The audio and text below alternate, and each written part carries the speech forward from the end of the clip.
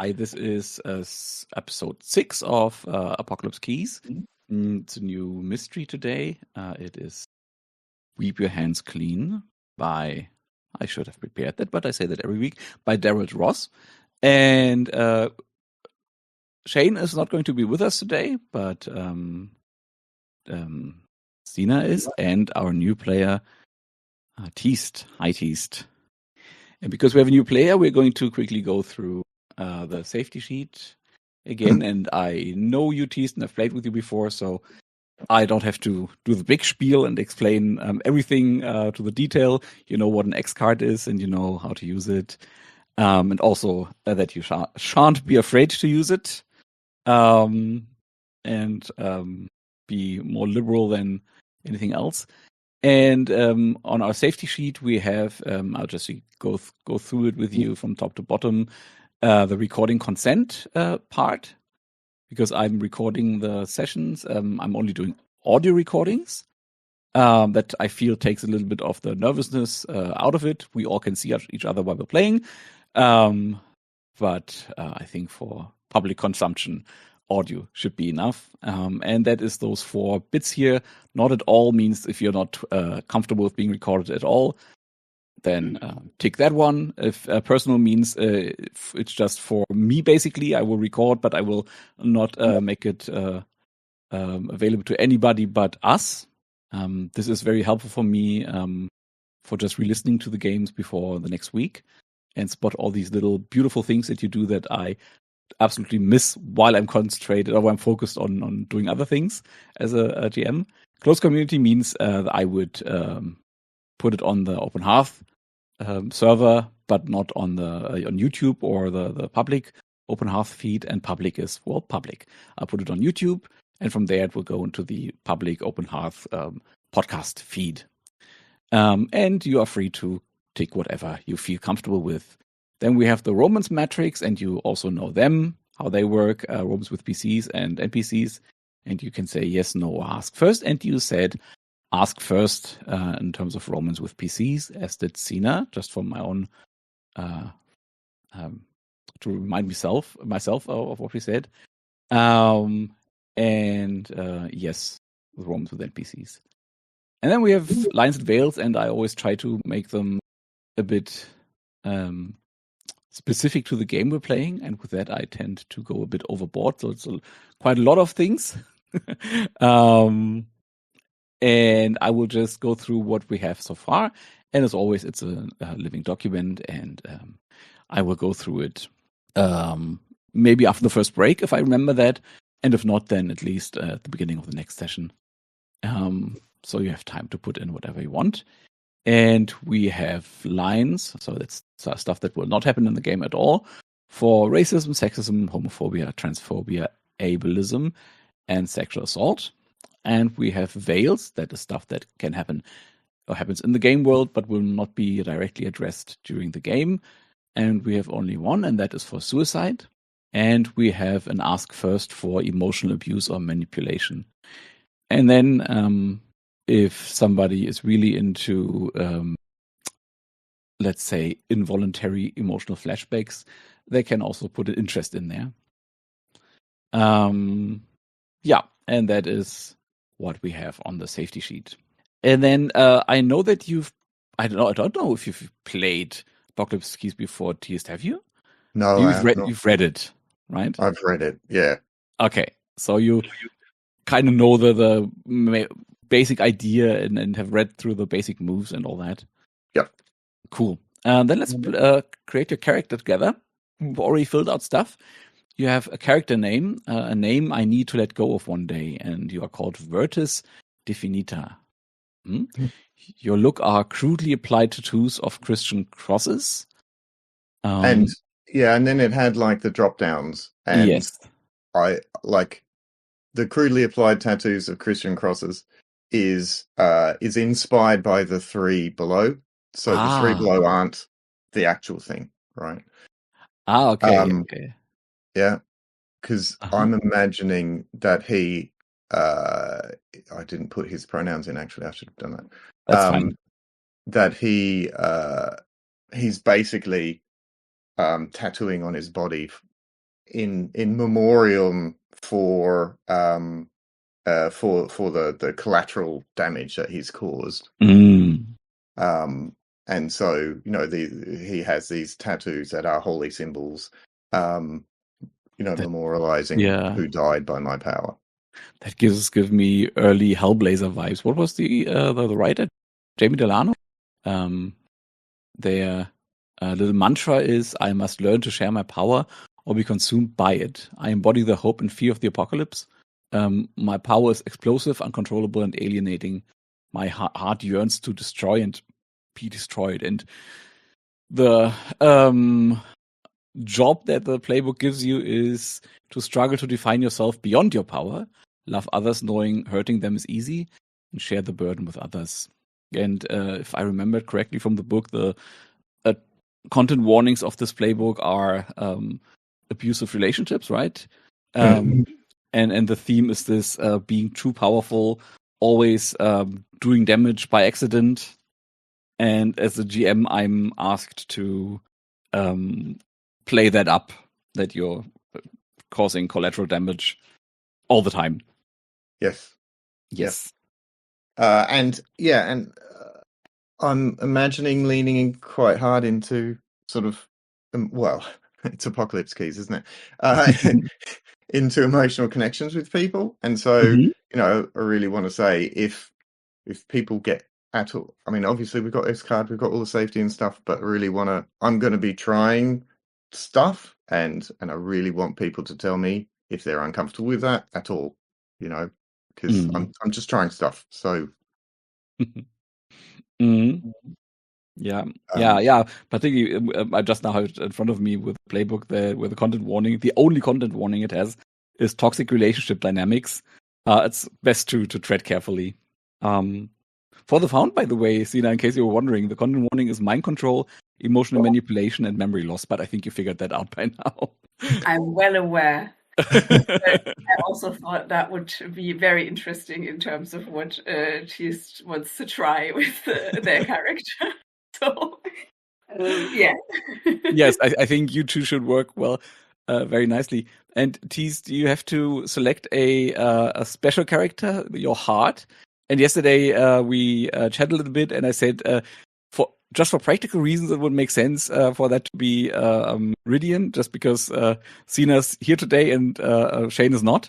It could be very interesting with Lady Baptiste as well, though, because the way Shane has portrayed her so far is as being emotionally quite closed off, which is totally in keeping with the playbook, and a bit aloof, and always suffering from feeling ignored and feeling alone, and then being in a like this destructive emotional place with Virtus could also be interesting. I guess what I'm saying is maybe don't rush into defining who your heart is.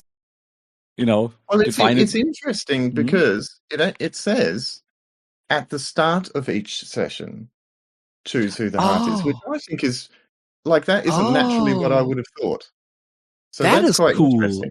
Yeah. I totally did not notice that. So you can. That is cool. So you don't have one fixed heart. You can. But that makes so much sense that you can just like focus shift your focus all the time. Yeah, it's being obsessed with a new person every day. That's cool. Well, then we don't have a problem at all. Okay, then we can go through the pick list again. Your origin is someone I cared for, sacrificed me to a greater power that I now embody. Yeah. Do you want to tell us about that? Yeah. So I don't know why I ended up here, but and again, like this is gonna set tones, right? So if people are not comfortable with them, let me know. I ended up in kind of like a Highlander from The Boys kind of situation, right? Because he's got all this power and is very sort of Aryan and stuff. But the difference being that, unlike the Highlander, like I'm not an asshole, right? But the what happened here is that I'm imagining when I was mundane that I fell in love with someone and they manipulated me because I was exceedingly beautiful, and they chose me because of that to sacrifice to this god of perfection. And now I embody perfection, right? And the thing about perfection that I struggle with is that it's completely unforgiving. Yeah. And very artificial as well.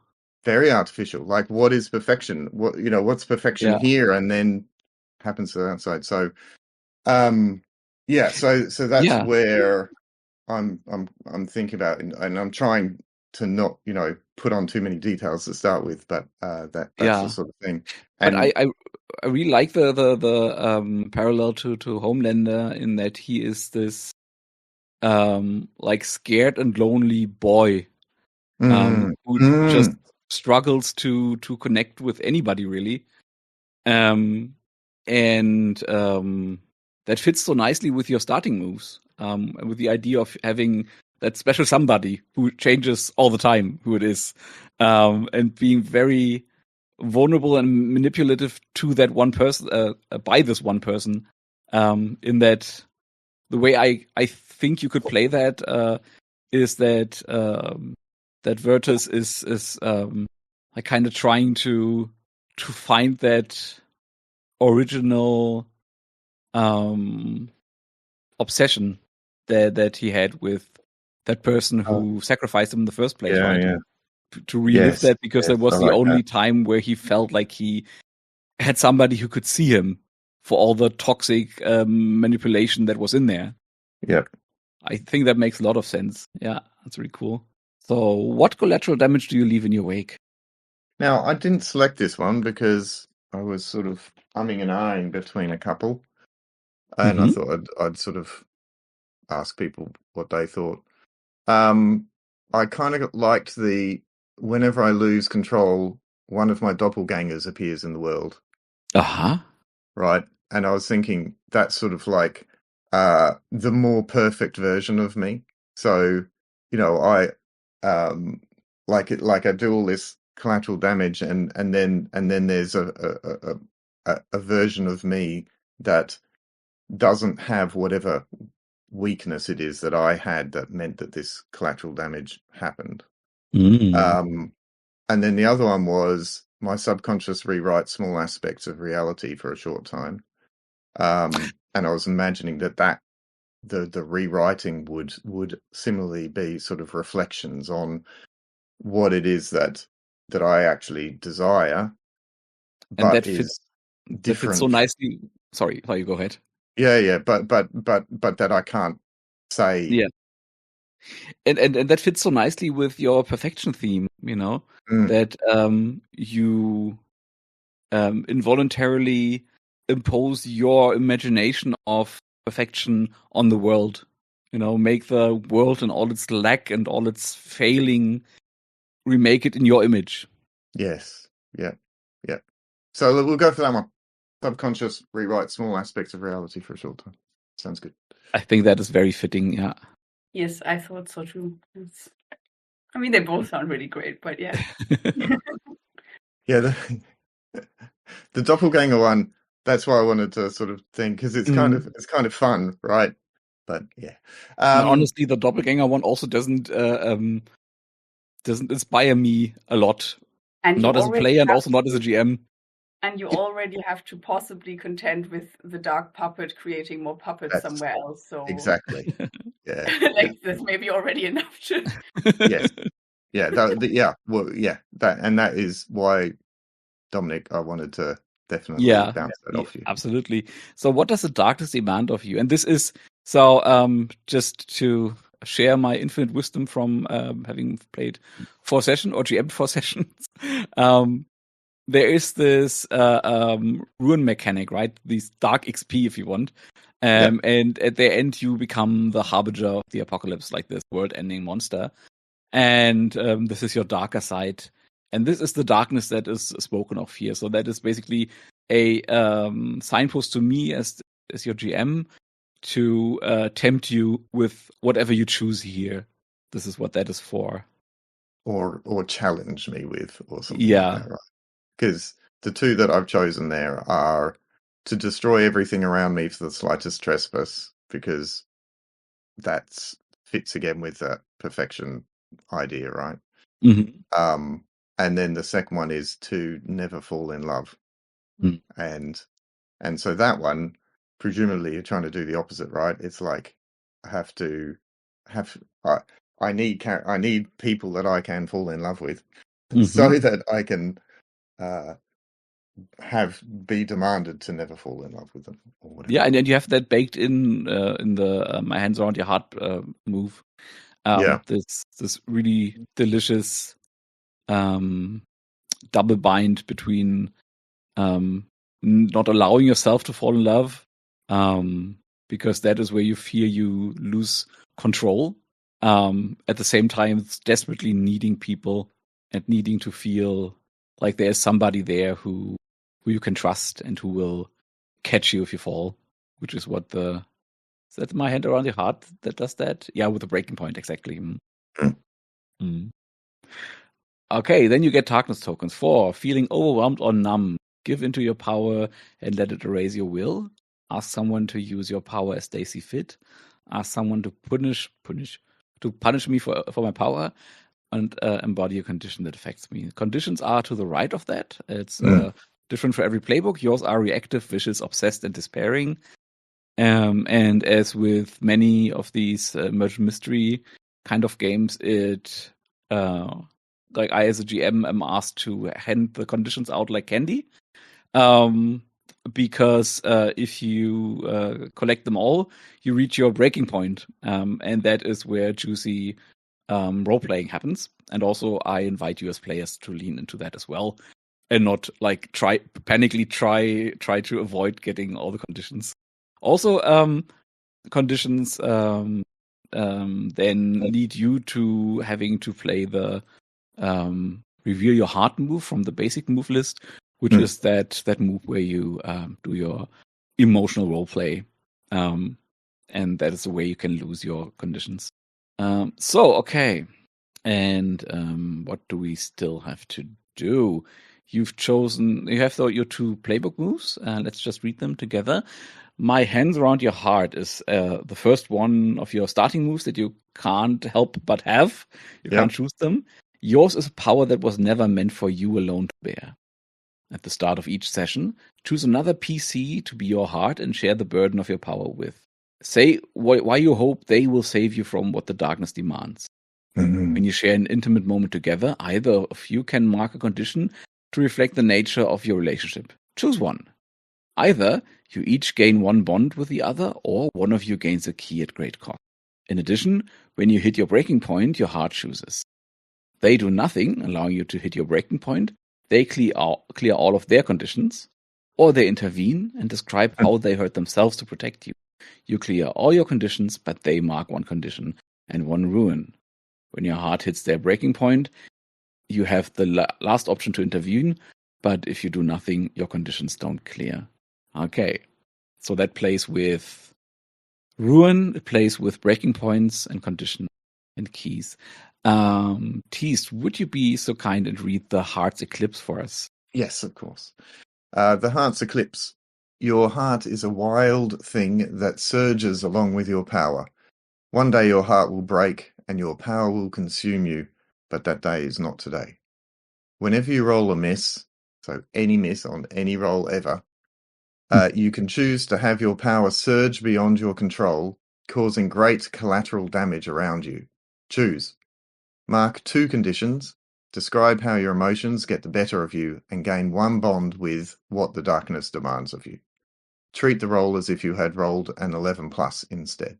Or, a PC marks 2 conditions and gains 1 bond with you. They describe how they hurt themselves to help you. Treat the roll as if you had rolled an 8 to 10 instead. And that's cool, because that means that you only fail if you choose to fail. And if you choose the second option, you choose it. And of course, it's the polite thing to Yes. ask the other player if they're on board, but the other player are doing the work. Describe how they hurt themselves to help you. And they get the conditions, not you. It's really cool. And have you already positively chosen like a moth to the flame, or is it just there as a standard? Okay. So Sina, would you be so nice and read that for in line 43? Oh, of course. Like a moth to the flame, when you reveal your heart, you may first tell them how you could destroy them. If you do, you choose one from below, even on a miss. Leave a permanent mark on them, gain 1 bond. Ask what they wish you destroy, they gain 1 bond. Ask the keeper what your darkness whispers about them.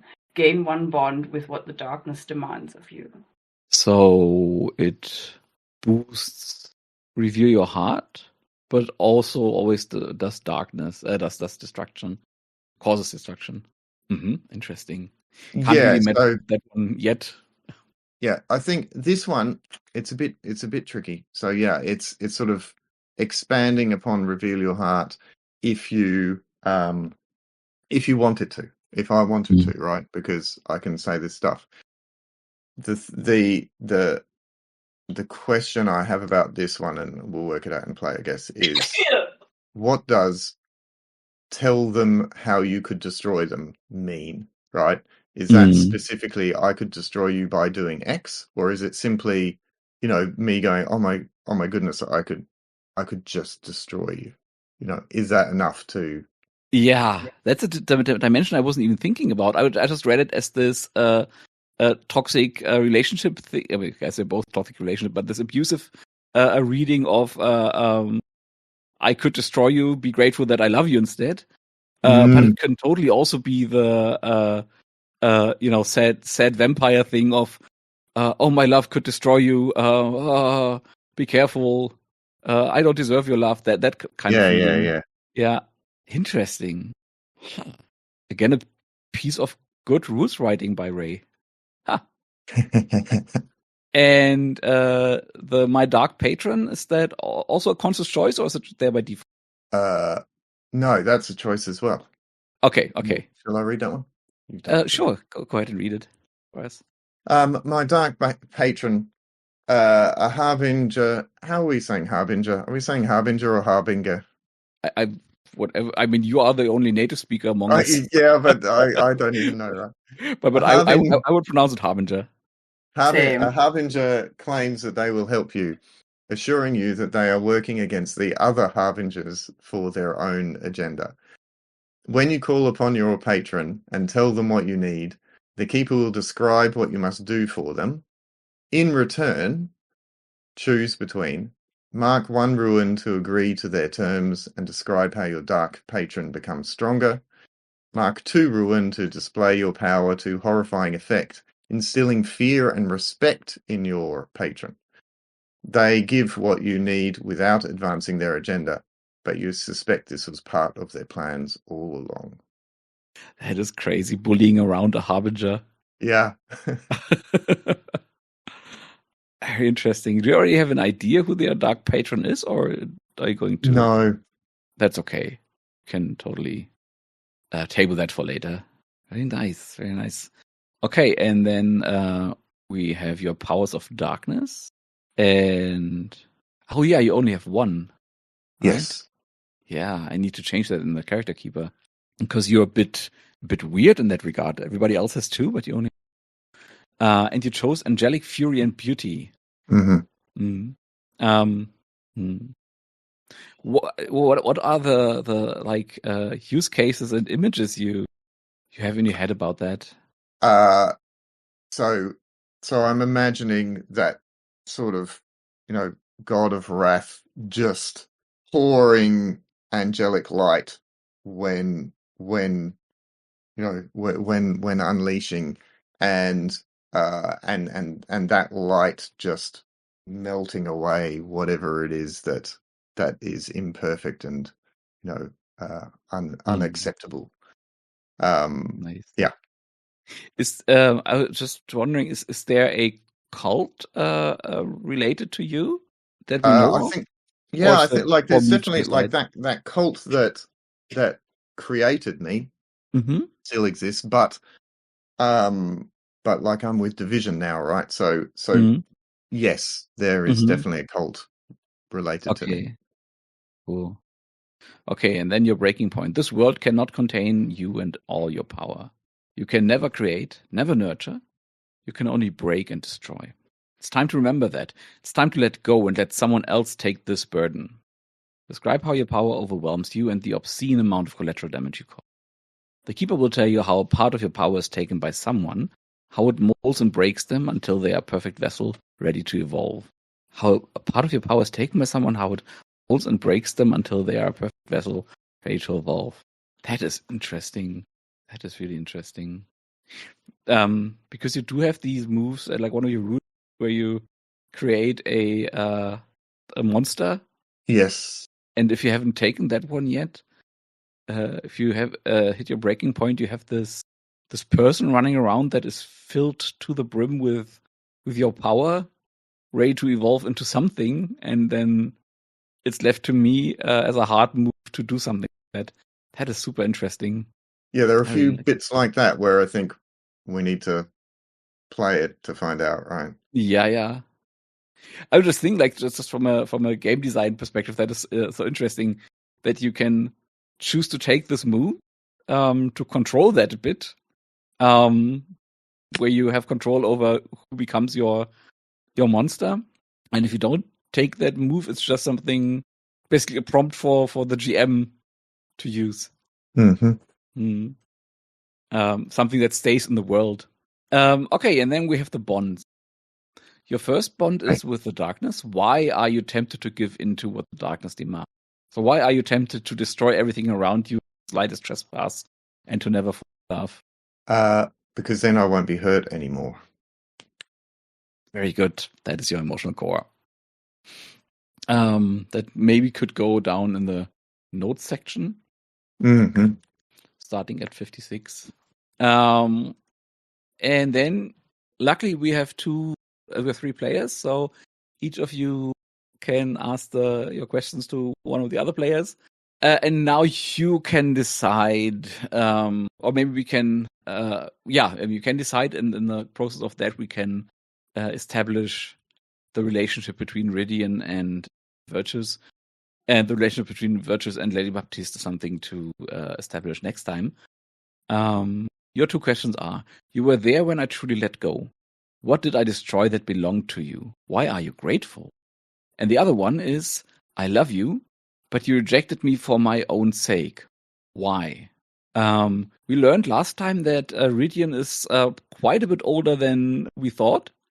So from that perspective, the second question could also conceivably be directed at Rhydian. Before that, I would have said that is an automatically the question for Lady Baptiste. But now we have this whole unpainted tapestry of history between Virtus and Rhydian that Rhydian maybe just doesn't remember that we can play with. So you two, I'll leave that discussion to you, of course, to both of you. Which of those two questions relates to Rhydian, do you think? I'm going to bump that. I think sooner, like, because you've been playing more, you know your character a lot more. Now I'm being called out because listen, my brain was just in a different spot for a second, so I didn't actually hear all of the questions. That's all right. Sorry, could you just I'll read them out. So which appeals to you more? Either you were there when I truly let go. What did I destroy that belonged to you? Why are you grateful? Or I love you, but you rejected me for my own sake, and why? Oh wow.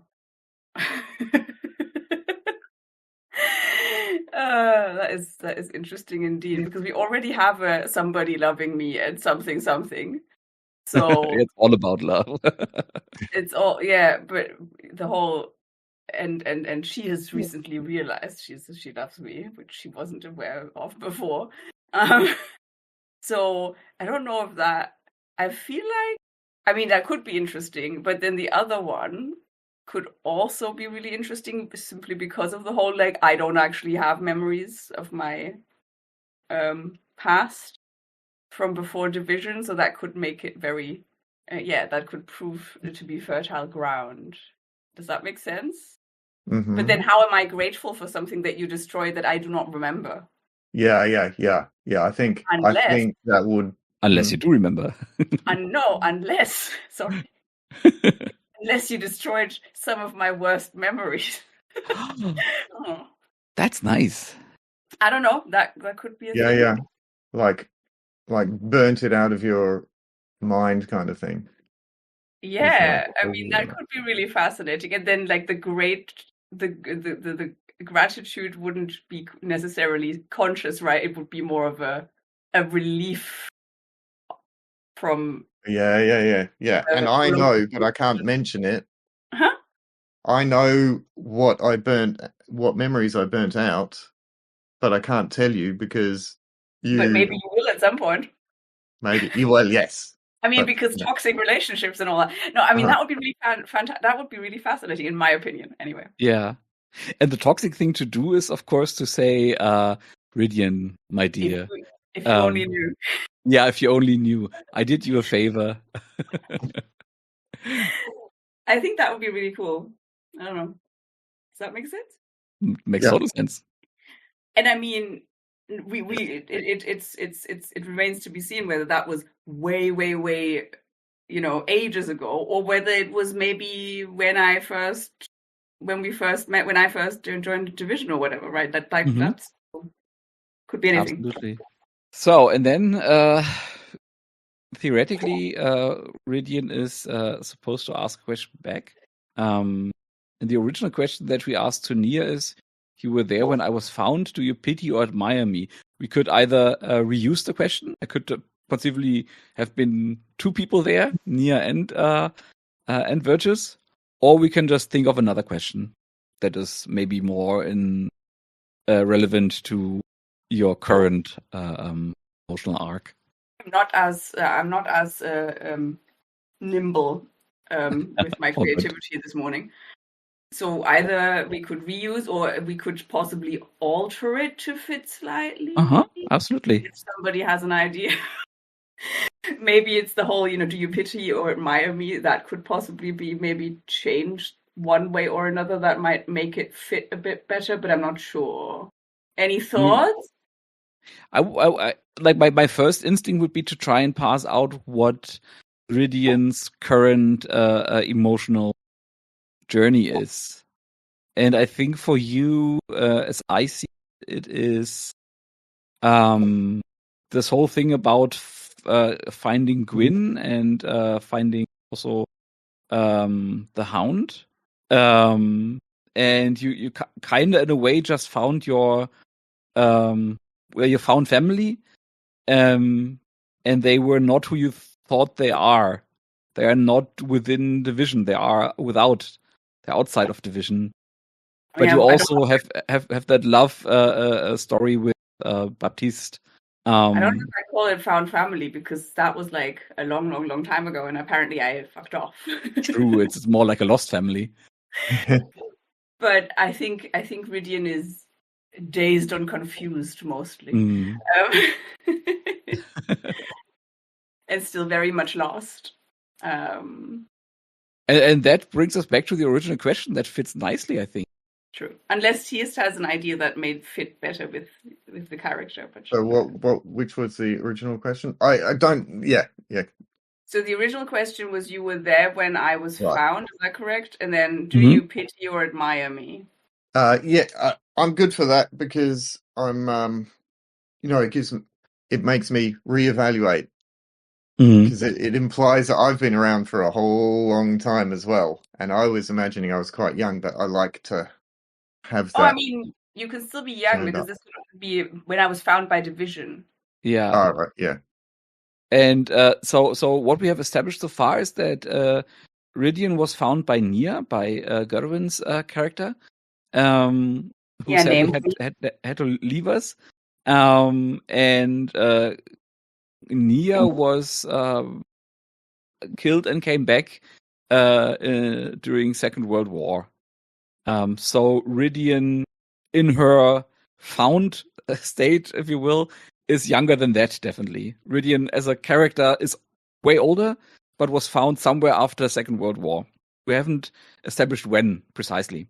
And we also know that, we don't know, but I would like that, that for some reason Virtus is active in Albuquerque, because I somehow need to get you there, and that would be a very, very easy and logical entryway.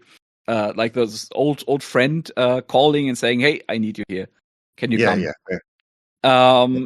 So these are the two. It says pity or admire. I wonder if I'm actually jealous. Mm-hmm. Oh, also because of your dreams and cruelty. I feel like I can't have dreams. Mm-hmm. But also the memory, memories of others help me hide me from my own past, and I would really love to hide from my own past. If you see what I mean. How old do you imagine Virtus to be? I'm now thinking that maybe he became Virtus like in the 1920s. And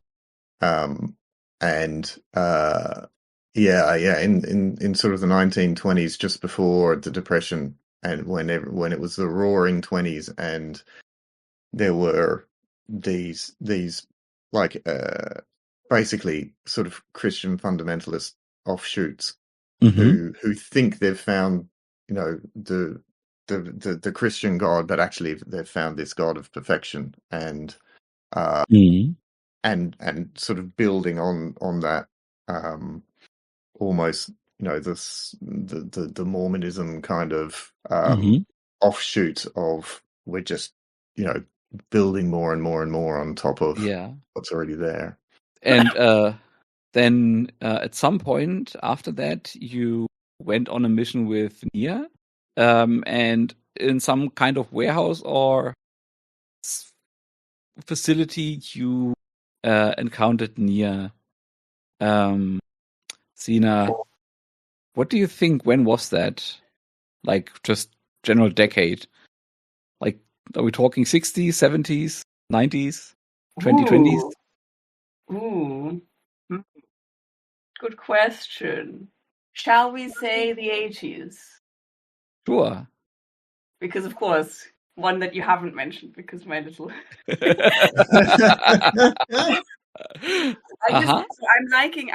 I'm just thinking about Rhydian's penchant for trying on different outfits and different like little things, and I'm trying to think about, I mean, obviously they would also go to the past, but I like the idea of this whole like 80s vibe thing being the first sort of thing that they encounter when they leave this facility.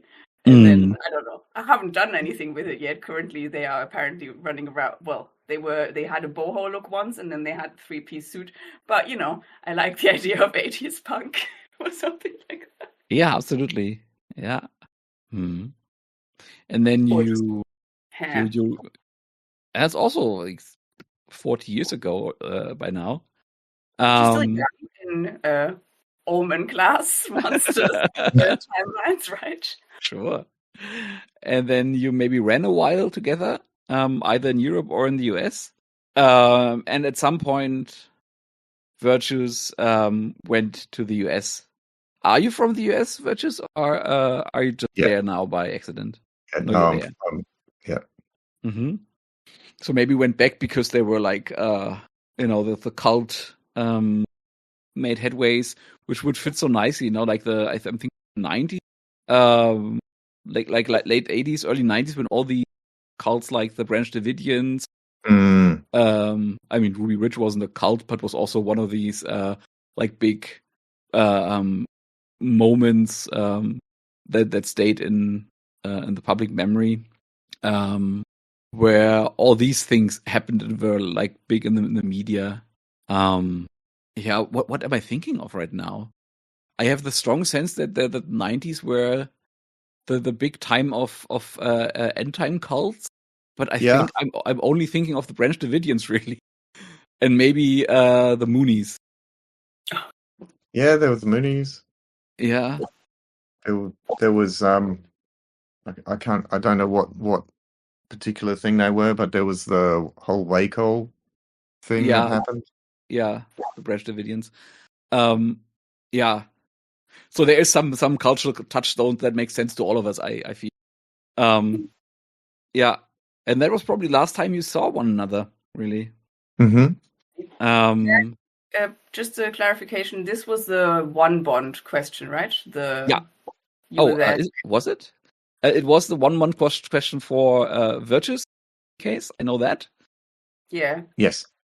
And for me, I meant you were there when I was found. I think that was the one bond question, and then the other one with. Oh, because you have 2 1 bonds now because time has passed.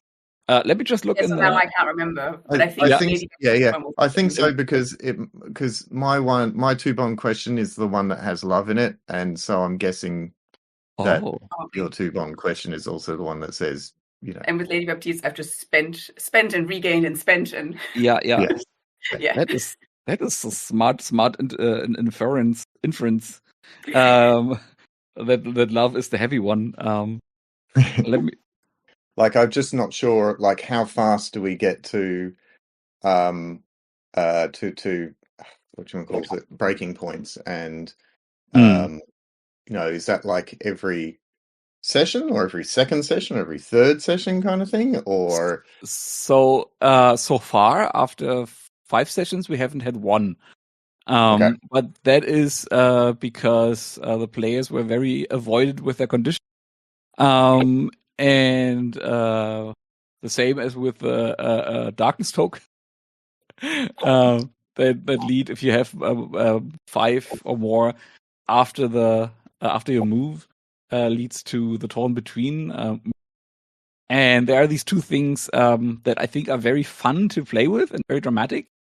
And can to players seem like, I don't know, like punishment or like something to be avoided. And I invite you to not avoid that. Yep. But I do think that the Surge has a few mechanics that expedite the process a lot. Like the My Hand Around Your Heart, which was that it? The one. Yeah. Sorry, I just have to run off for a sec. Yeah. My Hands Around Your Heart, where the where your heart just gains a condition for helping you, or you gain one for helping them. Yeah, and then stuff around the breaking point as well to try and I don't get to use that if I don't hit my breaking point, right? Yeah, and the Heart's Eclipse is also a move that just doles out conditions. 2 conditions, that's a lot. Yeah, 2. To either yourself or somebody else. So the Surge is the condition machine. I've got to say, I really love that you were considering the other characters when you chose yours, because realizing in the last mystery that I mean, I guess Lady Baptiste has plenty of powers that can also affect the physical world, but I was like, yeah, we could really do with some sort of, more like a bulldozer type of character here, because we are like kind of more of the metaphysical or emotional thing and yeah, it's a nice balance. But you all can be so crazy if you just use your powers of darkness. Just last time, let me remind you, Rhydian, that you absorbed an entire life. Yes, I know. And we got to cry like a raisin. Yes, and we got to play that out. And you talked a hound of the wild hunt, a literal, like, maybe not capital G god, but a chthonic Celtic deity talked it down from attacking you with your creature affinity. That is not nothing. No. I understand that. It was just there was a moment where I was like, what can I do right in this situation? And the world should dread the moment when Lady Baptiste decides to use her necromancy powers with power through darkness, and is, I don't know, like raising an army of the dead, Yeah, or sucking out the life of an entire city. cool. Yeah, I don't know, but it's still a challenge to have one that is more. Okay, so I'm not entirely clear how to lead into the second mystery, because it's also my first time that I'm doing that. Last time I had this little teaser at the end where where Rhydian sees the TV report about the unhoused people found with water in their lungs. And in the week in between, I was thinking that is a thing that I would actually like to retcon, just for the reason that it seems so unlikely to me that would make the on the other side of the world. The whole point of that part of the mystery is that it hits people nobody cares about. So if we can writer's room that a bit and like paste in a scene in the last month before we ship the DVDs out to the shops. The news report that Rhydian is seeing is about the new Instavids studios, and Instavid is mystery, this very thinly veiled stand-in YouTube for Netflix. So a huge media company is planning to build a mega studio lot in Albuquerque, and the contracts for that are just in the process of being negotiated. They're not gone through yet, but I think the news report will report about that being planned, and also will have a reporter standing in front of a very rudimentary construction plot where they are just starting to lay the foundations, and maybe talk about how Instavids is just creating facts on the ground, while the negotiations between Instavids and the city aren't really done yet.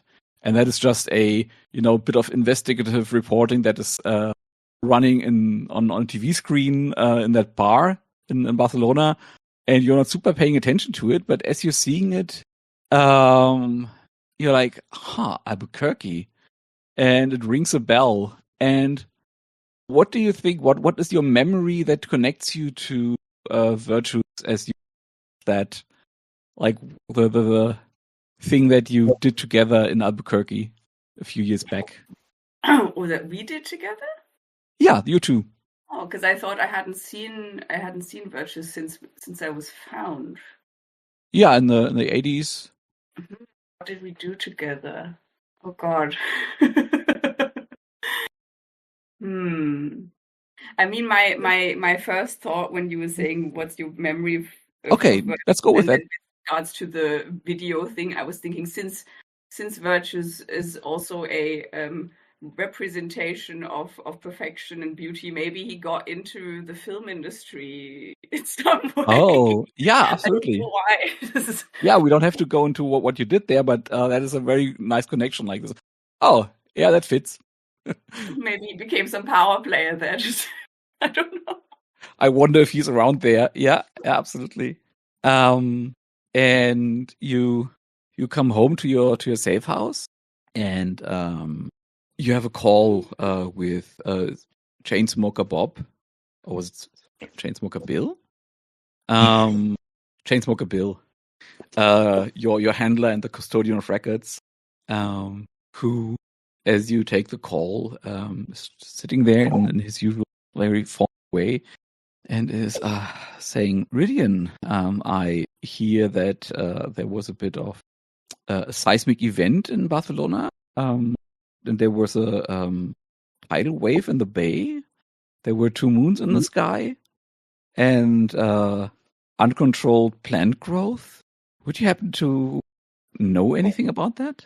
Well, you know how it goes. It's just par for the course. We were investigating this disappearance of some people and their very odd floral deaths, as you know, and things happened and we sorted it out. As I know, and he's taking his manual. So I don't, excuse me, but I was doubting myself there for a second, but I don't seem to have a record of that being a sanctioned division mission. Was it not? Could you enlighten me about that? No, like our time, the whole bit of it was that Natalia, the lady with a nascent harbinger, came to you and said that Father Morada wanted to have it off the books because he doesn't trust division, and you just ran with that. Didn't check in with the division even once. Whoops. Well, messed this one up, didn't I? Well, I guess. Sorry, I just got my things mixed up there. I guess we were helping out an old friend, and it turns out it was a good job we were there. I'm sure once you've handed it in your, I will find it satisfactory. I have nothing but the utmost trust in you. In the meantime, speaking of old friends, I have a call from a field agent in Albuquerque who says that they know you, and we haven't heard from them in a while, to be frank. Does the name Virtus Definita ring a bell? Oh, yeah. I mean, he was there when I first joined Division, so I haven't heard from him in a while as well. Speaking of people we haven't heard from in a while, where's Nia? She hasn't reported in. Do we need to worry? I do not have a clue, to be perfectly honest. We lost connection, to be perfectly honest. So I've been worrying quite a lot because normally I can feel her around, and yes, she's gone. That is disconcerting. She's nothing if not reliable. Where have you lost her? It was. Well, it was a few days ago when all of this stuff went down, and she. Well, you know how she is. She lost control, and what's it called? Turned into her more monstrous form, and ran off. And you don't mean to tell me that you had to terminally contain her, do you? No, we didn't. We definitely didn't terminally contain her. We Good. just, yeah. Okay. We had to do some, what's it called? Damage control. So. Yeah. So if you could include the last place you saw her in your report, I would be much obliged, and then we can dispatch a rescue team to see if we can find her. Fantastic. Yes, I will do that as soon as I have a minute. We do not lose agents lightly, as you know. Particularly not Omen class monsters. Anyway, thank you for your cooperation. I'm patching through, and he disappears, and that old familiar face of Virtus appears on the screen as perfect as you remember it. Maybe a different haircut than in the 80s. No, same haircut as in the 80s. No, it's perfect. It was perfect in the 80s. It's perfect now. The same in the 80s and the 90s and the noughts and yeah, exactly. Yeah, and Virtus looks at you, and now I find it odd playing your character, Teased. But also there's a little bit of information I want to convey. Maybe I'll just write it in the chat and then you can convey it in the way you want. And that is I'll just let you catch up. And while you do that, I will just put in some information in the chat for you. Okay. All right. Virtues, hi. Long time no see. Yes, very much. Hello, Rhydian. It's great to see you, and very reassuring that we're in contact. I'm wondering if this is your normal, if I'm used to you being like this, or if it's very much It's normal-ish. It's definitely. I haven't seen you for a while. I don't have, I have my memories of you from 30 years ago. But and I'm nervous, and it's that sort of, that bond with you that I have of knowing that you're really good with emotions and stuff, and believing that I'm very bad, and so just a general not quite knowing sort of thing. right. Yeah. I hear you've been in Barcelona. Yeah. It's been great. Have you ever been here? No, I've never left the US. Well, you should definitely come here sometime. I'll show you around if you want. I think That you'd would really be, enjoy it. yeah, okay. That would be great. I mean, I've mainly been here in Albuquerque. It's where I live. Sure. So what's been going on for you? Well, I mean, that's classified, so I can't really tell you about that, but we've been doing things with Division, as I'm sure you have. But this mega studio that Instaflux are building. Look, there's something about it, and Dominic will hit enter at any point now. Thank you for stalling. You're very good at that. Here we go. Right. Ooh. Right. Cool. Okay. Yes. So I met with this woman, Camilla Cardon, about 10 years ago, and she predicted some stuff about my future, and it all seemed a joke at the time, right? But one of the big pillars, one of the first things that she predicted would happen in this story about me was the establishment of this mega studio. You know, it doesn't have a good end, and if any of her prediction comes true, we're in trouble, and I need your help. All right. Wow. Well, yeah, I can understand why you would be shaken by that. I'm sorry, Dominic. I'm slightly perplexed by my establishing question. Okay.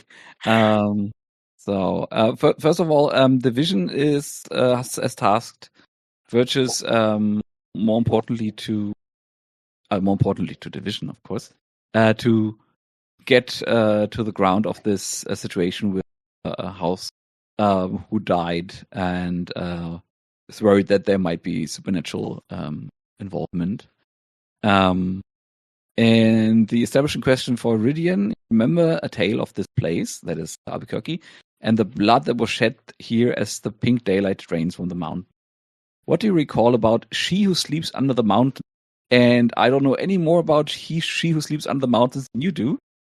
Who told you the tale? What did they leave behind here? And why do you want to find it? So we have some legend about some character named She Who Sleeps Under the Mountain that unlodges something in the back of your mind. And what is that? Is that a harbinger? Is that a local human? Is that a ghost story? What do you remember about She Who Sleeps Under the Mountain? And who told you the tale? I think she's like a sort of deity from folklore from that area, like from before the establishment of the United States, or maybe Absolutely. yeah. And who told me the tale? It's a good question. I wonder if it's some maybe it was somebody that I met over there, right? Like some how do you say that? I don't want to say culturally inappropriate stuff. So I don't know much about this area, but like maybe in nothing. I just said yeah, maybe like sort of an indigenous wise woman. I do not know terms from this. I feel like I used to, and I've forgotten everything. So yeah, told me these stories about how really what the US what the I guess the colonizers are doing over here is incredibly dangerous because they are they have no regard for the old the land and the deities that are how do you say that that are controlling this area and that lie deep beneath the earth, and they are just over here plastering the place in the desert with all sorts of buildings, etc. And this can only lead to disaster, as it has before, when absolutely. And then within these questions there is also the information that they left some, and that they is a bit ambiguous. Could be the person who told you the tale, or it could be she who sleeps on the mountain herself. And then the information that you want to find it for. If you don't have anything right now, you can just put it in the back pocket and bring that up later. Yeah, I think I've got to think about this a little while. Yeah. But Rhydian, knows about something. Either the person who told them the story, or she who sleeps on the mountains herself left there, and Rhydian for some reason wants to find it. Maybe what it is because of the whole body of water thing. Maybe there's an underwater, not one underwater. Goodness me, a deep, like some kind of well deep beyond, who would reach for humans necessarily, and maybe that is something to do with her, with her who sleeps under the mountains. And I'm sorry, I'm so vague. I'm not good. No, that's all good. That's all good. That's all good. Big questions with nothing to respond to. But Sina, every little like vague morsel that you can come up with adds to the story and the mystery. So don't feel bad about that. I think like some underwater, underground water source that we can't necessarily access much. Yeah, that's cool. And as to why you want to find it, I could imagine that maybe has some things that we established in the last sessions, with Gwyn and his court, or with the whole deities being gentrified and Disneyfied a bit. Or maybe it has something to do with our shared history, Lady Baptiste or Virtues. These would be the things where I would maybe start digging. But as you said, we don't need the answer right now. All in good time. Okay. So I'm assuming you board the plane. The next. No, actually, how do you get over to Albuquerque? Just like economy class, or is there anything more interesting that's happening? I mean, unless Lady Baptiste lets me absorb her flying power once again for a whole transatlantic flight, I feel like I will probably book a plane ticket. Yeah. Otherwise, I'm not flying. or maybe Division has something interesting to add. I do like the idea because it also gets Lady Baptiste over to Albuquerque. That you do the thing that you did before. Yes. But for a whole transatlantic flight, you need so much to drain her so much that you drain her within inch of just eradicating, and that's why she needs and she needs a while to recover. That's why she isn't part of the adventure today. I mean, why not? I love that. I mean, also because Rhydian was really into the flying thing, you know. So maybe that's why they convinced Lady Baptiste, like, come on, let's do it. Like, it'll be fun. Baptiste was like, okay, well. You get plain food. And much better than economy class, and Division won't fork out first class or business. So, you know, we're all winning. We're saving them some expenses, and I'll have fun. Yeah. Very cool. Virtuous, I have two questions that might have the same answer, but don't have to have the same answer. And that is, what does the Albuquerque, so we established in our world building session in session 0 that Division is very decentralized. They have a headquarters somewhere, nobody knows where. Mm-hmm. I think maybe, but like by what we established in between, I think maybe Lady Baptiste might know where it is. But Shane and I have not talked about that, so it's just my assumption. But really nobody knows where their headquarters is, and mainly it works through these decentralized field offices. What do you think does the Division field office in Albuquerque look like? And the second question that I said might be the same answer, but doesn't have to be, is where do you live? What does that look like? Do you live at the headquarter or a safe house? Do you have your own loft somewhere or something? Oh, I'd not thought about the living. I feel like, you know, keeping in tune with what we were talking about previously about Albuquerque, Dominic. I feel like the headquarters is it's a little, it's in one of those strip mall things that they have in the States, and it's surrounded by empty shops, and it's just this one, you know, it looks almost as abandoned as the empty shops, but you know, but the blinds are down and the door opens and, you know, a little bell rings and you walk in. And when you go inside, it's very sparse. So there's no pictures on the walls. There's just sort of like some desks with computers on, but everything is very clearly in exactly the right place.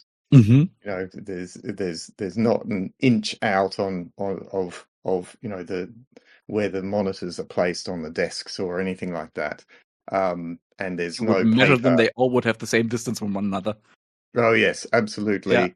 Yeah. There's no, you know, papers just left hanging around. You should see my desk here.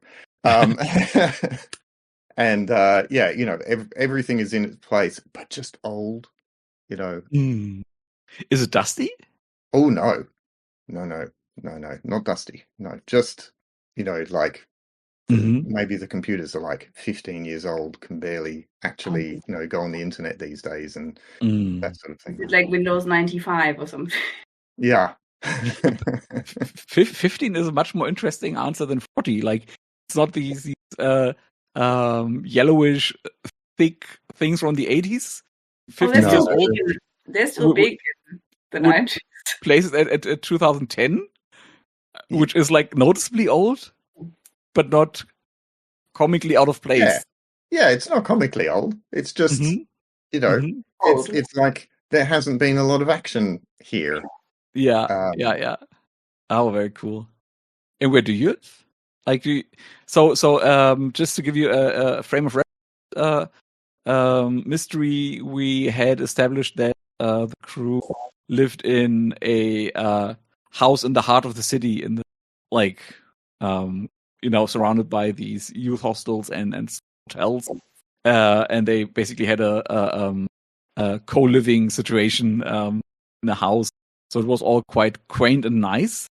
And Division would certainly spring for stuff like that. I don't think money or budget is really an issue for Division. Travel arrangements, apparently. Yeah, but I guess the question that I'm getting at is, if money isn't an issue, where do you think you live? And related to that, do you think you would live on a division dime, so to speak, and also like a bit under their control, or would you have an independent living position? And related to that, have you been living in Albuquerque for a while, or is it just some temporary thing? Like, how established are you in the city? Yeah. I think. Oh, I'm making him super sad. Um, I think he's been living there for 15 years. Mm. You know, in this office, and nothing much has been happening, right? And one of the reasons he's been staying here is because of that prediction made by Mm. Camilla. Yeah, Oh, so and he's you just are been the field watching out. office.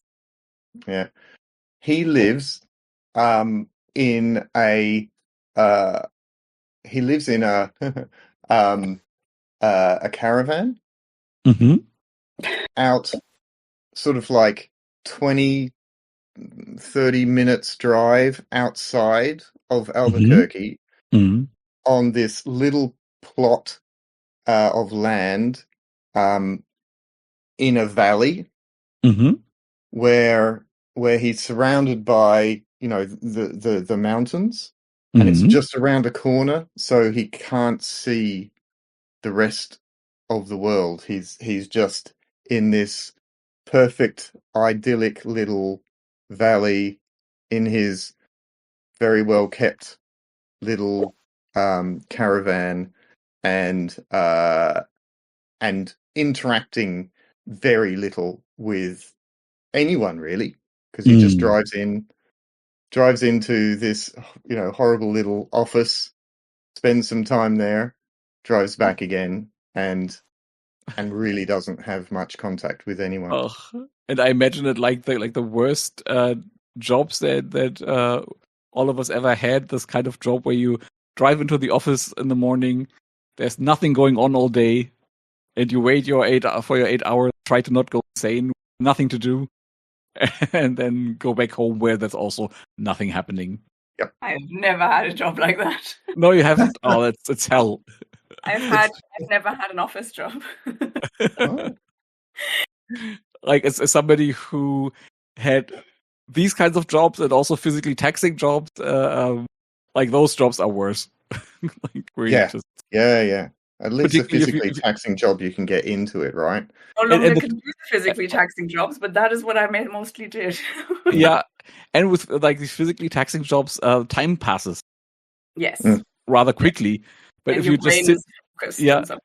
yeah, but if you're just sitting in an office, maybe even with a like micromanaging boss who makes sure that you can't even do anything that keeps you alive while nothing is happening, that is hell.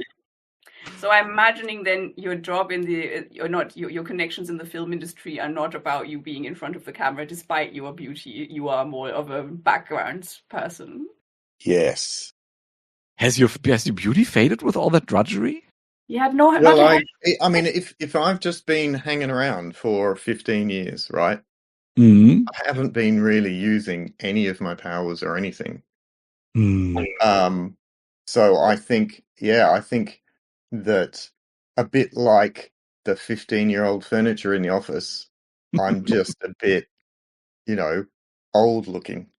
Yeah. Just that shine is not there, and maybe that's a thing, that Rhydian notices when we first meet. Yeah. I like the idea that your style has also not changed one bit. Yes. Gives us a different flavor now. Mhm. So you said it's in a valley and by the mountains. And I haven't finished my Google Maps walk around yet completely. So I am not entirely positive on the geography of the place. But I know that to the west there are the mountains, and to the south there is the South Valley, which is the like a quite rural part of the city. Yeah. I could imagine that is where your where your trailer sits. Yep.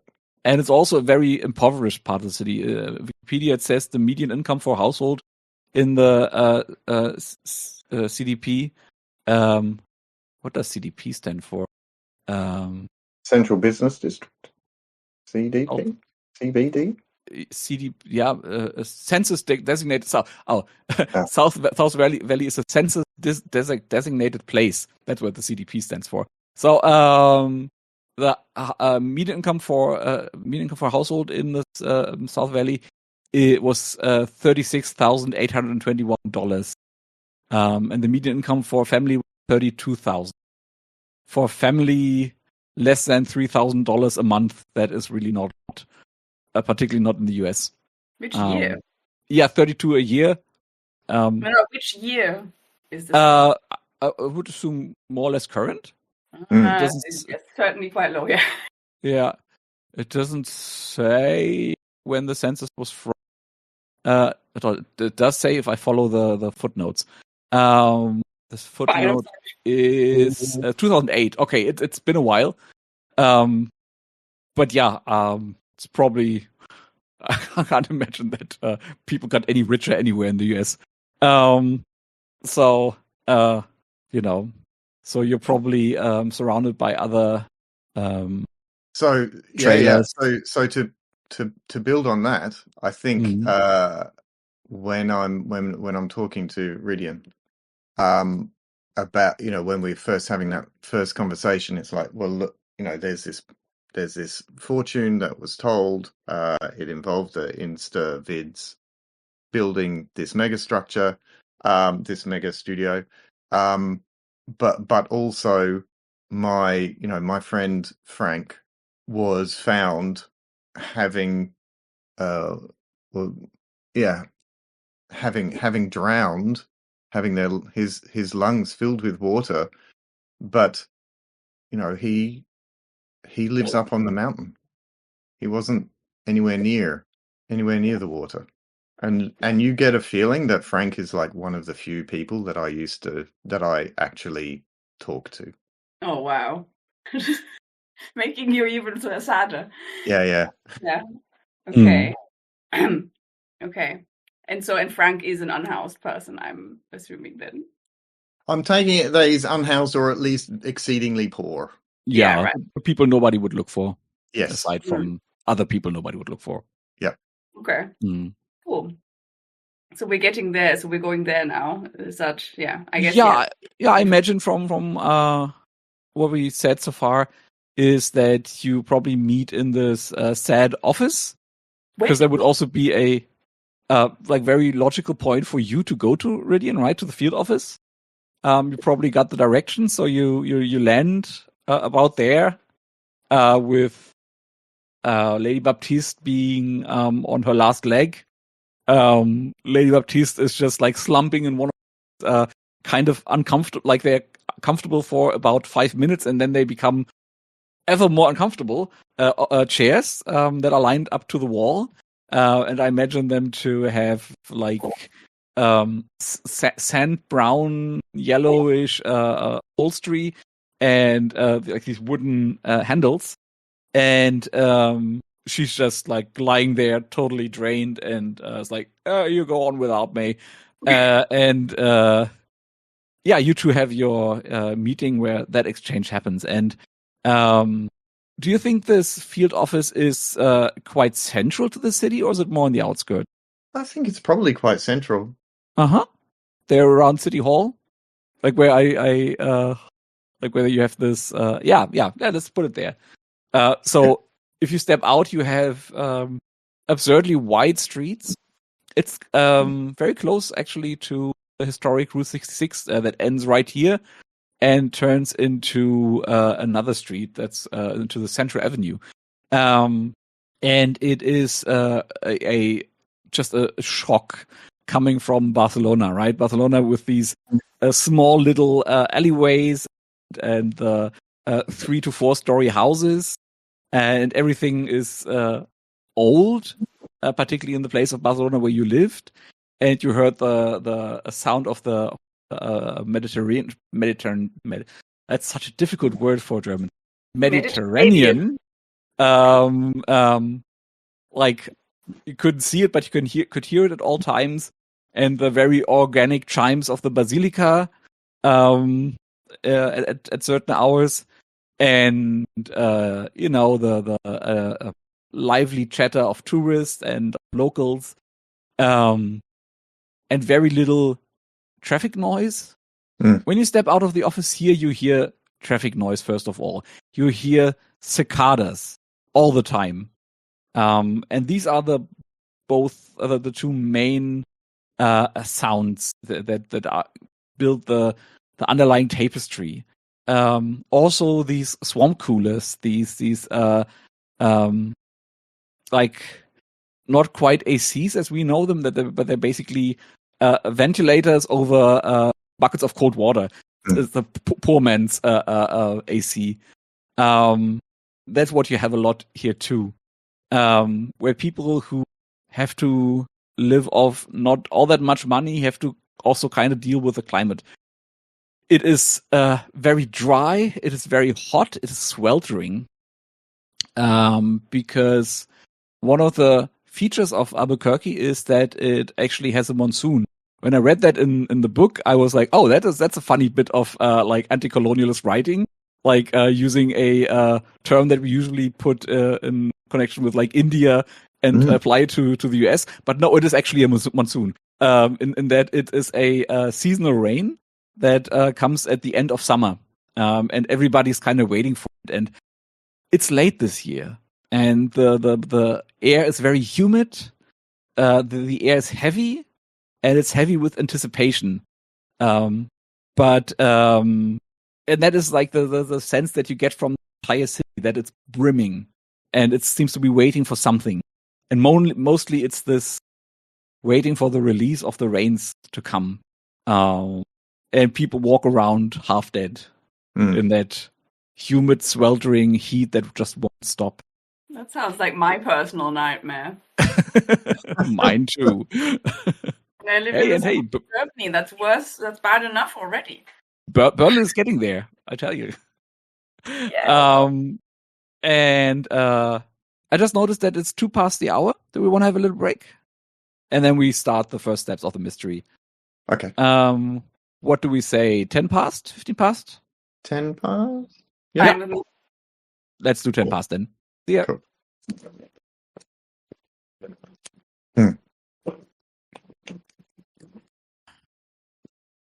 Okay, we're back. Nice. Okay. Oh, and one other thing, Tease, because we established that you live in the South German pronunciation, South Valley, in the South Valley. The most prominent family in the South Valley are the Rosales, and the Rosales have a big homestead there, and they've been living there forever. And they are also connected with Los Testamentos. And Los Testamentos are a street gang. And I have an establishing question for you. You crossed arms with Lorencita Rosales many years ago, the matriarch of the family. What scar did she give you? And what scar did you give her? Why can't you laugh about it now? Oh my lord!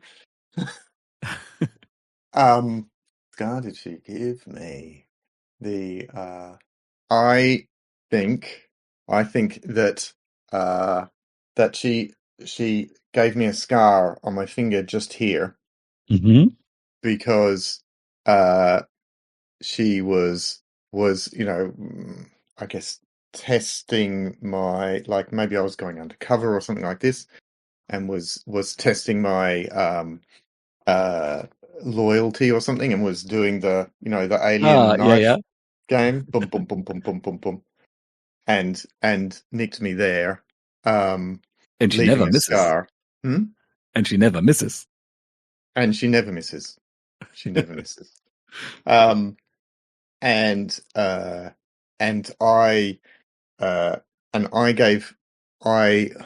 I think in reaction to that, I lashed out somewhat and did exactly the same back to her. Nice. I'm just And gonna so put. we've both got this thing here. But since then, you know, Yeah, she found that funny, right, at the time. And so we bonded, as it were, over this knife incident. very cool. Okay, just put the names in the chat. Yep. And yeah, so if there's nothing else you want to do, no sidetrack, I can just put you on the little railroading train and shepherd you to the suggested start of the mystery. Mm-hmm. And it goes like that. Division's agents drive into the city as dusk settles. While the sprawling city reveals itself between desert valleys, the setting sun paints the... Sorry, I read that wrong. While the sprawling city reveals itself between the desert valleys, the setting sun paints the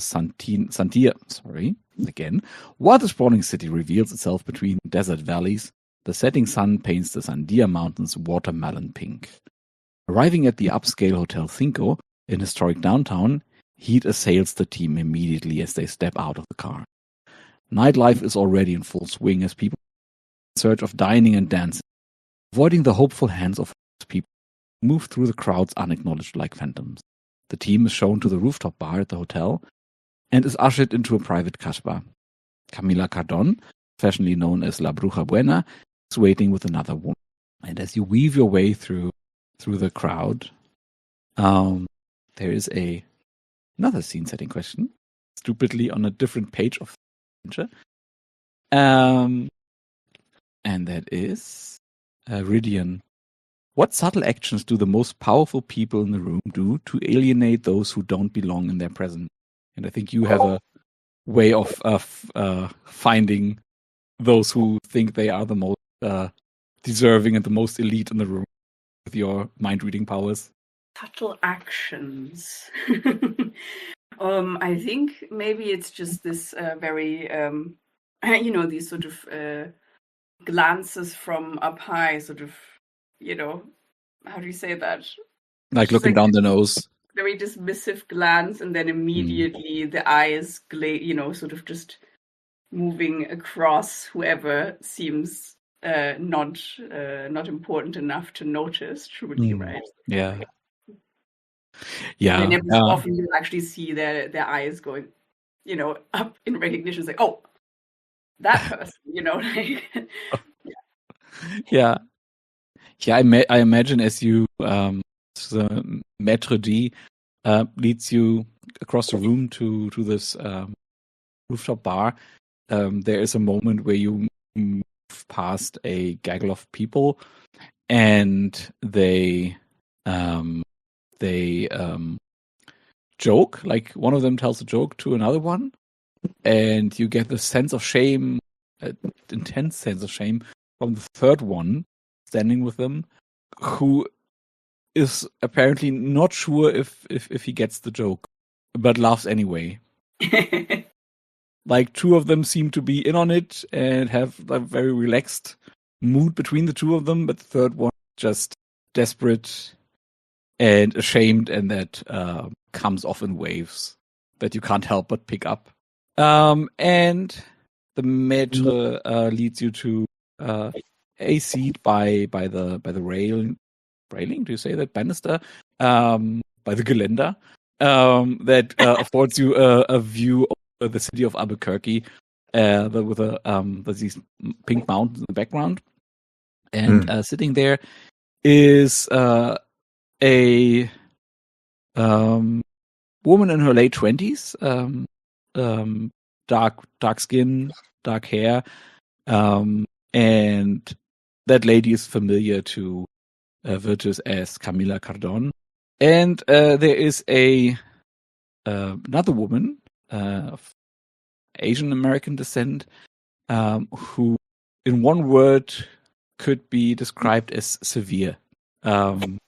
Severe suit, severe haircut, severe mean. And Camilla stands up, looks at you too, and because she knows Virtus, of course she says, Virtus, I haven't seen you in a long while. I'm very glad that Division sent you of all people. And she looked over at Rhydian. And what does Rhydian look like tonight, by the way? I think Rhydian has gone because of the memory that Virtus sparked. I think Rhydian has gone with a little mullet situation. With the curly, wavy hair on top, but sort of, kind of a bit like, your queer Zoomers nowadays. But then, like with the, what's it called? Like, I think they're wearing like this, I can't think of words today. A big sort of biker leather jacket, which is a really bad idea in this weather, but they just do it for the style anyway. Is it like a stylish biker patch, or is it a biker patch? Oh like no! How much trouble did the maitre d' have to accept that you belong here?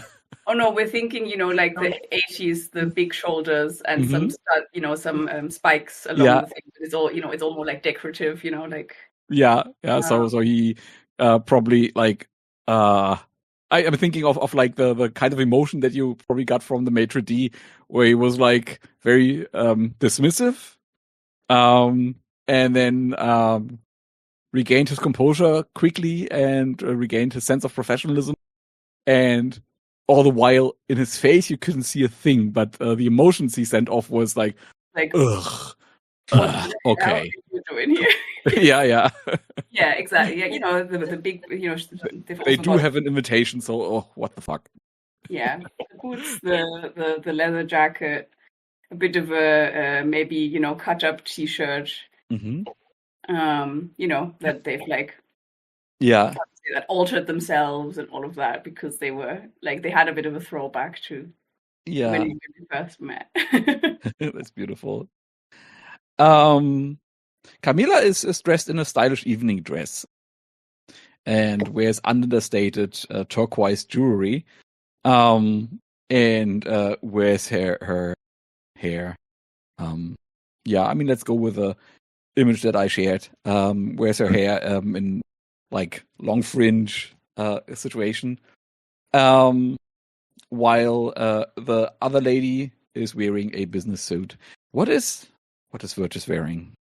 Virtus isn't wearing his office clothes, which is like a very nicely tailored blue shirt with shiny buttons and these sorts of things.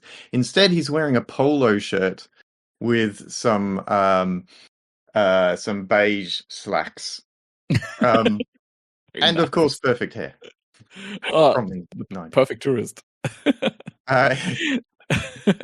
He says to Camilla, and he says it quite intensely, and maybe sort of going a bit closer than he should, and he says, Camilla, it started, hasn't it? Like before anything else, just straight in. Maybe. So not we really. The bodies were found, and I am not sure what this is about. It might be the thing. But excuse me. Where are my manners? Everybody, this is Tomoe Takanashi. She is with City Hall.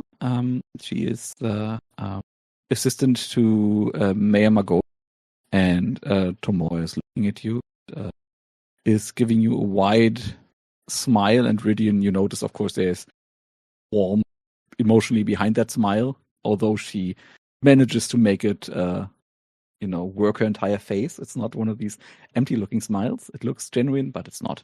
What's behind it? That cut out. That audio. Nothing. Nothing. Oh, okay. Just like a professional control over her entire face. She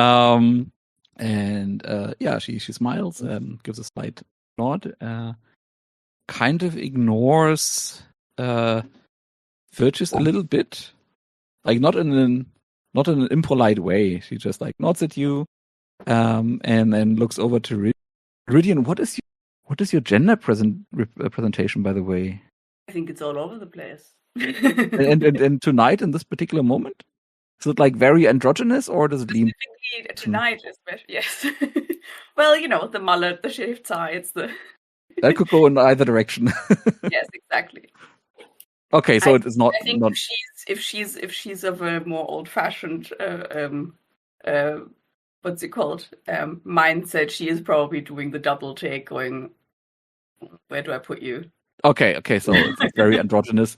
Well, in that case, she is like polite towards and nods and says hello, and then sits back down again and also directs you to sit down with them.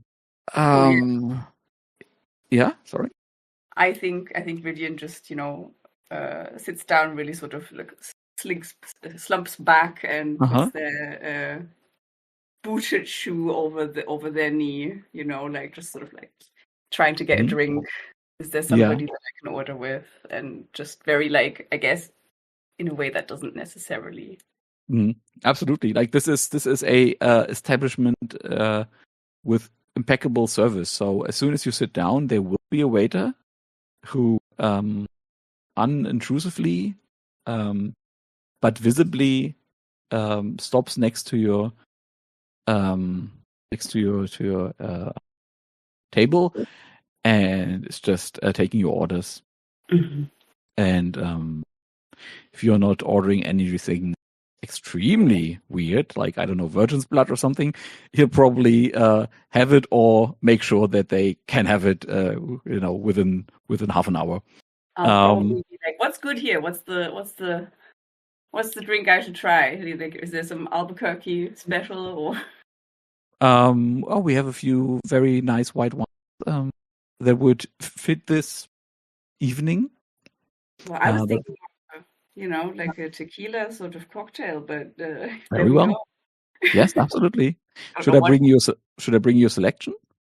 Sure, why not? Yes. Let's have Sure. Let's have a tasting thing. Absolutely. And everybody else at the table? And then Tomoe is just pointing towards the bottle of water that's standing there, and he's like, oh, top up, sure. I think Virtus sits down, just a second after Rhydian does, and sees Rhydian ordering these, or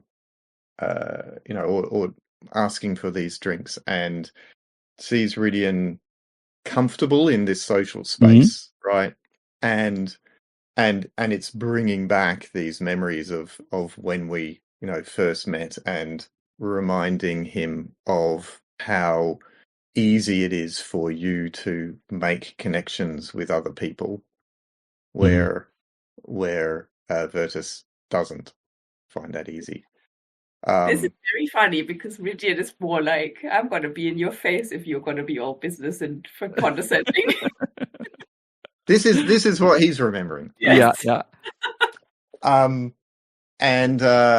he just orders like martini. Yeah, that's what he always orders. Yeah, and Camilla just orders another cup of tea, and then the waiter goes back, and just to finish that thought, when he comes back eventually, and he will come back before long, he will bring all that, and for Rhydian he will have really a selection of half-sized cocktails, all tequila based, just several options. Fantastic. And then these glasses will be standing on coasters, and on the coasters there will be the name of the cocktail. So wonderful. So that you can remember your favorite and Wow, I'm impressed. Yeah. Virtus is going to sip his martini, and he's going to put it down and not touch it again because it's just not quite right. I think Rhydian will be like, try the first one that is sort of like maybe a pinkish color, you know, that is, what's it called? Recalling the melon pink that you described, and I'm just assuming I've forgotten what it's called, but is it called a Paloma? I don't know, whatever. The one that has pink grapefruit as well. Yeah. By the way, I personally hate tequila. That's okay. And Rhydian be like, "Ooh, Virtus, you really need to try this. You need to get off of your boring old martinis. Have a sip of this." Thank you. And he'll take a sip and put it down, give it back, and say that was really good. Thank you. Was it really good? Was it really good? No. No. Right, not for you then, I guess. Well, fair enough. And I think that's again when another little memory comes back, right? That you can tell what he's feeling, yeah. You know, which puts him on his back foot. Poor Rhydian, trying so hard to make you feel comfortable and not. That was really beautiful. At some point after this initial banter, Camilla will put her hand on Virtus's hand and say, I don't want to disturb it's clear to me that you haven't seen in a while, and I don't want to rain on your reunification parade here, but yeah, you're right. The situation is possibly quite dire. There have been 3 murders in the last few weeks, and so the first body was found 3 weeks ago. Was discovered in a conspicuous location where a famous crime show was recently filmed at Tomor. And after that, a new body appeared every 3 days, each at a movie set or each at a movie or TV set. Victims were always homeless, people with no ties. The bodies were found with lungs full of water and dry clothes, especially strange in a major draft, with bodies never found near the water. And, the news are full of that. And there she looks to Mo again. And it threatens a major opportunity for this. The city is trying to convince Instavits to build a studio in the area, and the studio will bring millions of dollars in jobs and business and raise Albuquerque's profile as a major destination in the West. With the influx of that revenue, the city would undergo rapid growth in a matter of a few short years. But these murders are putting a black mark on those negotiations. And the third, they seem to show up every 3 nights, and it is the 3rd night again. And I just heard that there was a body discovered by the rail yards. And that is a moment where Tomoe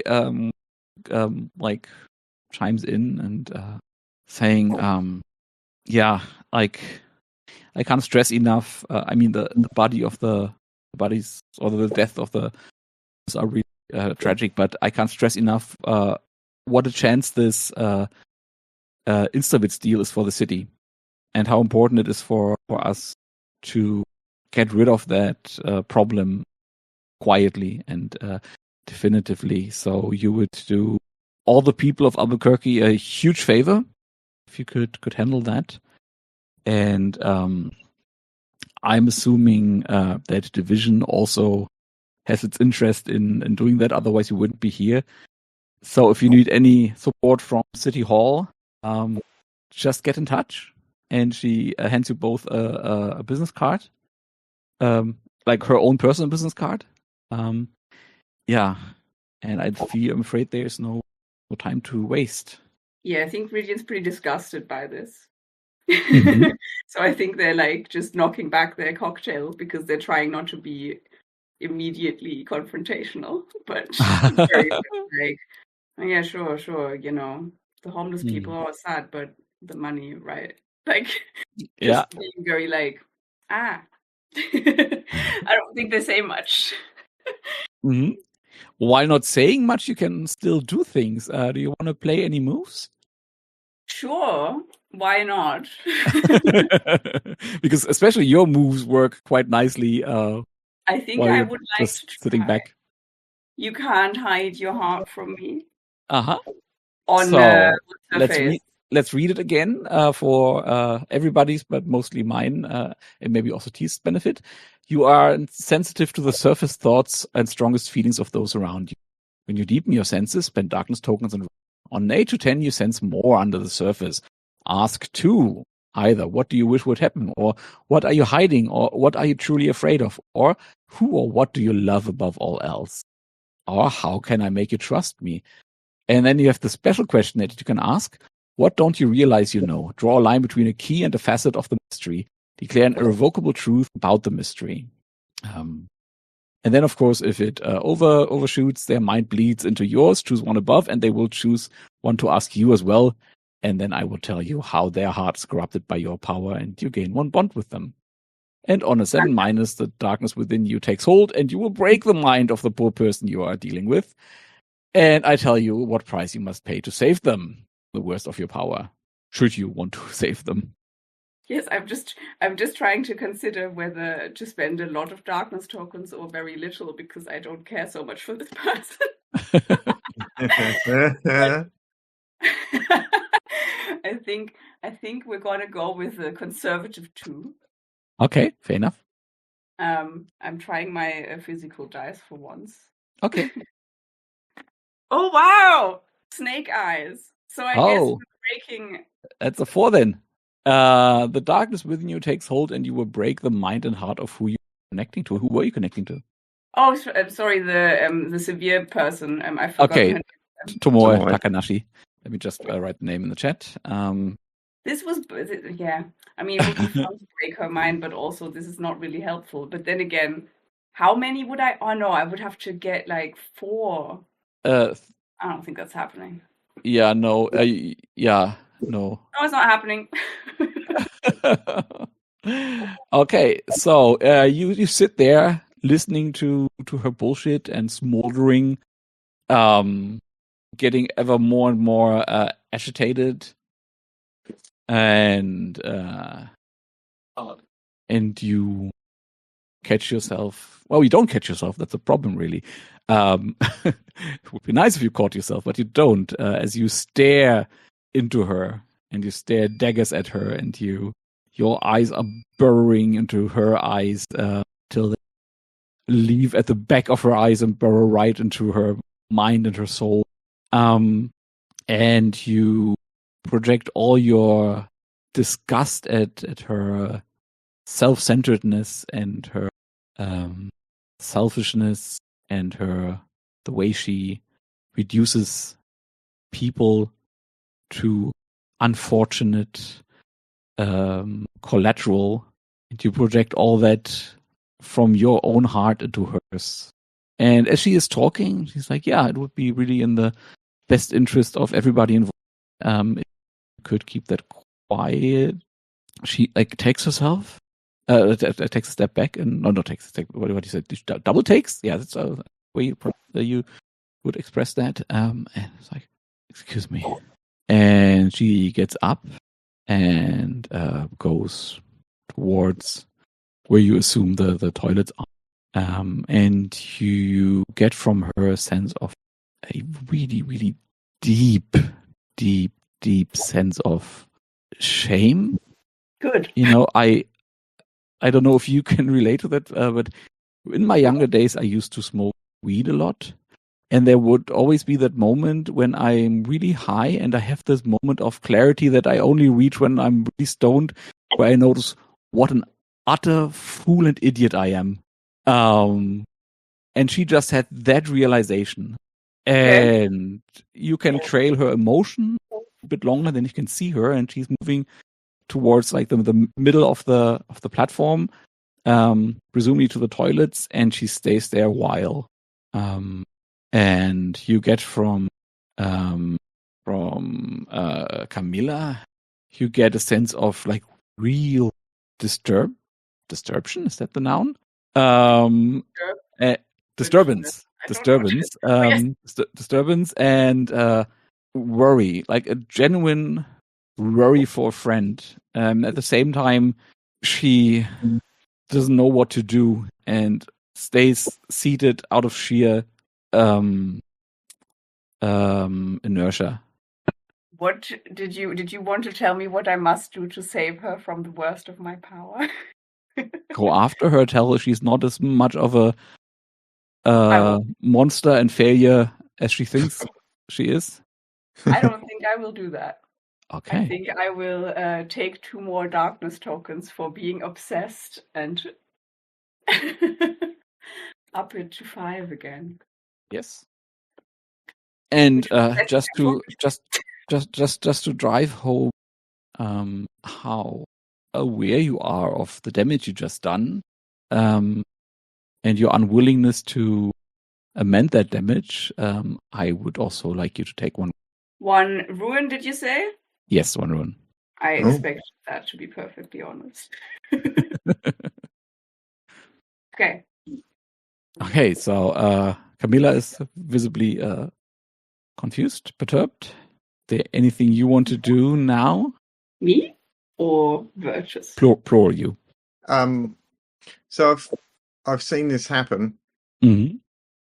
I'm wondering if I give myself 2 darkness tokens for feeling overwhelmed or numb. Sure. Because, I really haven't interacted with people very much apart from Frank recently.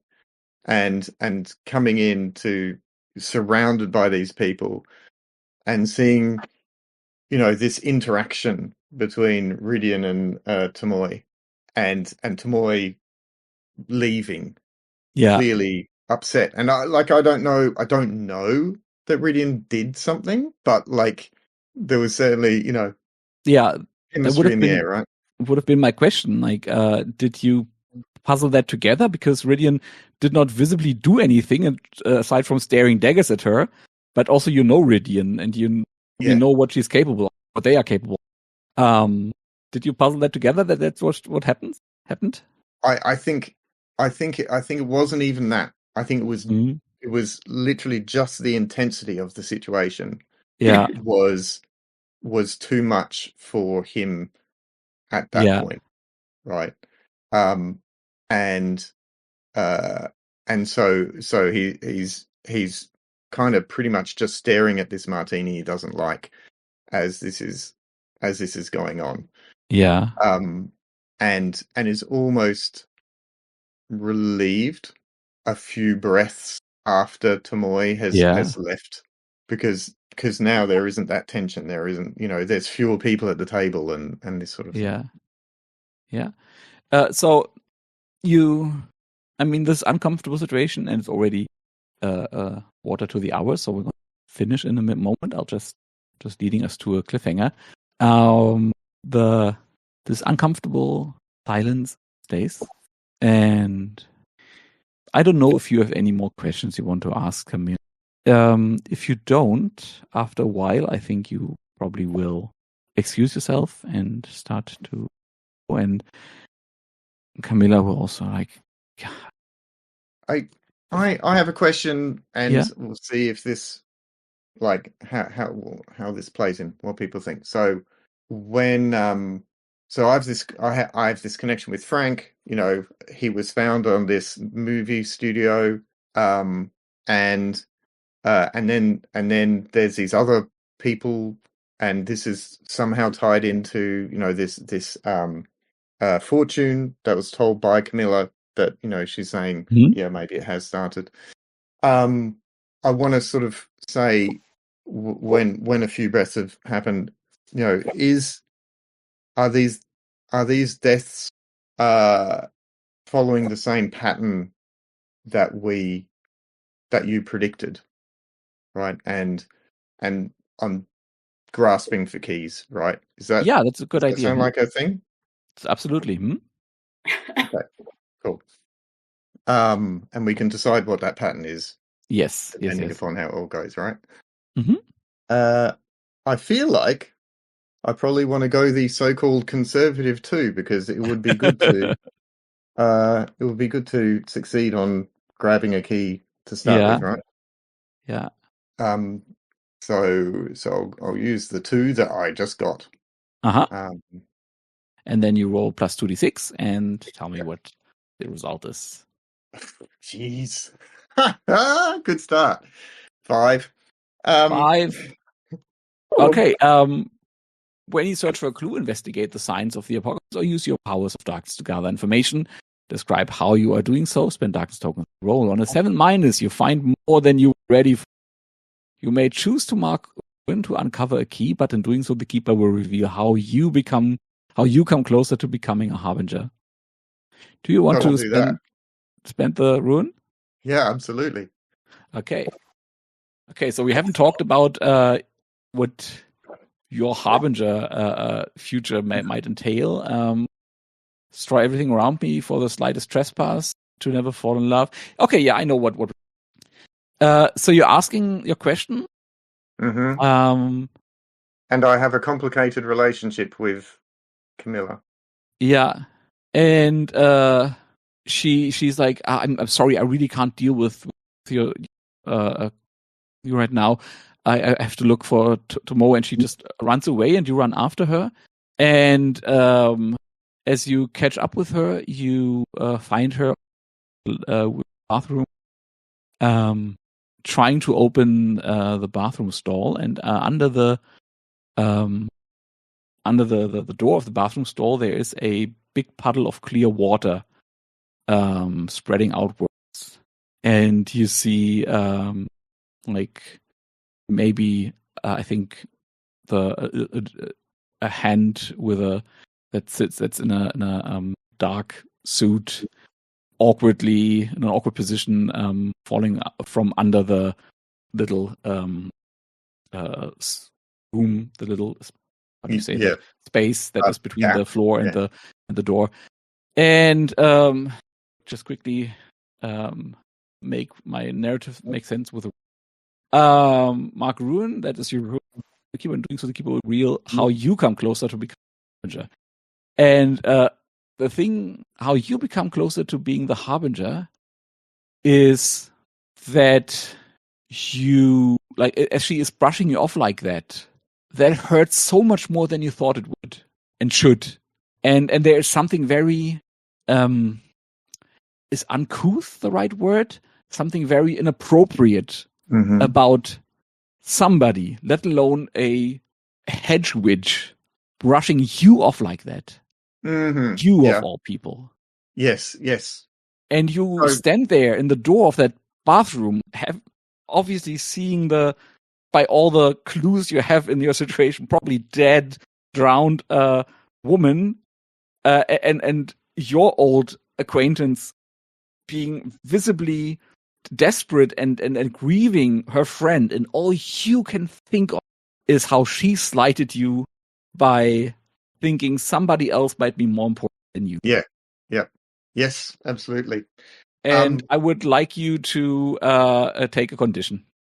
Oh, yeah. Of your choice. All right. I'm going to be... Are these your conditions? They look so familiar. Yeah, they are. Yeah, okay. Vicious and obsessed and despairing. Yeah. I think vicious would be maybe the most fitting, but I'm also fine with any other. I was going to go for either vicious or... Oh, no. What am I looking at?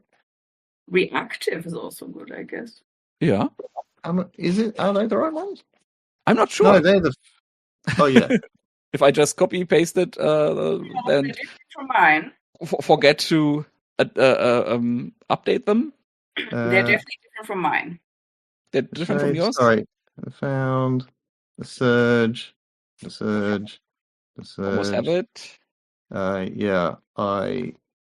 Here, reactive, vicious, obsessed. Yeah, despairing. Yes. Oh, they're yours. Okay. Good. Yeah. So yeah, vicious sounds good. And so he's going to. So he's just seen her storm off, thinking someone else is more important than him, right? Mm-hmm. And yet I've got this connection with, you know, with her, with Camilla. What's that all about? Yeah. He storms off after her to ask that very question, but isn't quite quick enough, and sees, you know, opens the door to the bathroom and sees her looking at this stall that is closed and clearly, you know, we all know what's going on in there. Yeah. He's going to push past her and he's going to rip that door off Mm-hmm. and say, you know, it's just that woman. You knew what was going on. Beautiful. Beautiful. That's a great moment to close today's mystery. And the key is, it's not a key that's in the list, but it just fits so nicely in the. So I'm going to. The key is a woman drowned from sorrow, or drowned in. Nice. Very nice. Mm-hmm. Yeah, stars and wishes. I just because I'm afraid I might forget it if I don't say it now. Big star to after I offered you the world on a silver platter, going with a depressed film noir like office character, like that fits like the Breaking Bad universe, that fits the noir tone that this mystery actually has when I think about it. And for some reason, totally was not where I thought you would go, but I love it so much more than where I would have gone. I imagined Virtues like living in a vast, light, airy penthouse on the highest skyscraper, and I would have been okay with that if you had established that one. But I like your version so much more. Thank you. Yes. And star for Xena for really, really, you know, always. I know you always voice that you have trouble with like coming up with stuff and feeling put on the spot, and I appreciate it so much that you still do it, and you do it well. Like, you are much better than you think you are in that. Mm-hmm. And my wish would just, and I know that you're going to do that anyway, but my wish was just that you don't stop doing that, because you're really good at it. And the same, of course, goes for Tease, but you know you're good. I would like to say to Xeno, yeah, like star-wise, related to that, I loved the conviction you had about how you felt about Yes. Tamoy and that relationship and where you wanted to go with that. And I feel like that plays into exactly that kind of, you know, coming up with stuff on the spot, right? That You was just such a had these... strong choice. Yeah, and such a good one. Yeah. Yeah. I thought that was great. Yeah. And you know, Dominic, thank you for helping drop me in and you know, let's get this all moving, which is awesome. Wish wise, related to, I took the isolated loner thing as a contrast, because my wish is that, you know, along with the way that this character works, is that he's going to move a long way away from that, right? And move towards love and relationships with other with people. And so so my wish is to continue moving in that direction as much as you know, if it's ruin and so on will allow. Yes. Stars for, what do I want to give a star for? There's so many. I actually really enjoyed the fact that we spent such a long time with setting up the scene and the connections. And at first I was like, oh wow, it's been a long time now. We're still not in the mystery, but I kind of really enjoyed that because it really helped set the tone, and I like when we do that as well. I don't know, so I guess that is absolutely. And also, for Teased with the character. I don't know. When I read about the playbook you chose, I would not have expected the way you played him in the end, right? This sort of very like, yeah, so Oh, this it's very, going to change. Don't worry. I know, but that was really interesting. It just made it a bit more fun, I guess, to see like, oh yeah, well, you can take it in a different direction, of course. So yeah, that's for me. I don't know, Mhm. wishes. Nah, nothing. I mean, I wish I had gotten a key, but instead I got to destroy a woman. Yeah. And with the reminder that you got a key, let's not forget our end of session question. And also, we totally forgot about the impulse. You're very, very free to retroactively set an impulse. What you wish you would have achieved this session, and maybe you actually did. And I think that's particularly important for Virtus to Baptiste to get a sense of what it's all about. Yeah, I was trying for did you destroy something precious and beautiful, but we kind of didn't have enough scene stuff to throw that in there. Well, somebody did, but not you. Yeah, exactly. Well, maybe. So I'm going to say no, Mhm. because that was the one I mentally had ticked. Okay. So let me just quickly see what your choices are. Did you let go and cause collateral damage? Did you destroy something precious and beautiful? Did you use your power to provoke or entice another monster? And sorry, now I'm doing two things at the same time. I shouldn't do that. Did you initiate a moment of intimacy with someone weaker than you? That is choose. Did you bargain with a harbinger and offer a part of you to them? Oh, nice. Oh, I'm looking forward to all that. Rhydian, what would you have chosen and do it? Oh, can I just say though, because I feel like you did let go and cause collateral damage. We've just not seen the fallout yet. We have.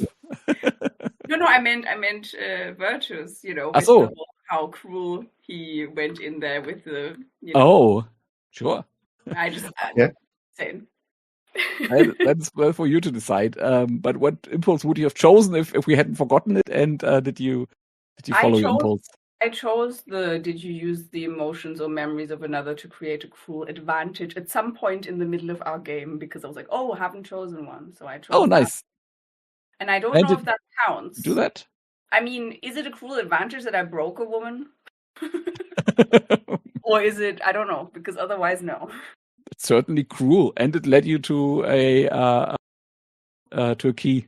Did it? Oh, well, I guess in... Not you personally, but you as a group.